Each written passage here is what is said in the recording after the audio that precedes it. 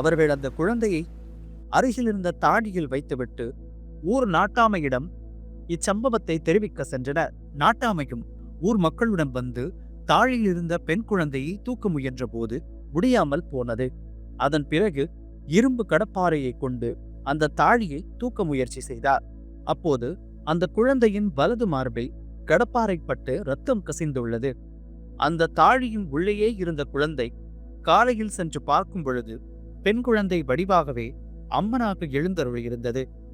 அம்மனை கனவில் வந்து தனக்கு திருவிழா நடத்த வேண்டும் என்றும் உத்தரவிட்டதாக நாட்டாமை கூற அம்மனுக்கு ஊர் கூடி திருவிழா வெகு விமர்சையாக நடத்தினர்.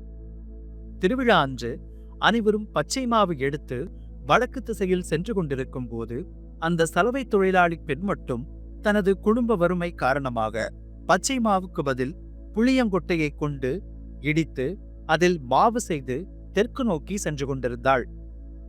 அந்த புளிமாவுக்காக அம்மனே வடக்கிலிருந்து தெற்கு நோக்கி திரும்பி காட்சியளித்து ஏழை கிறங்கும் தேவியாக அருள் கொடுத்தாள்.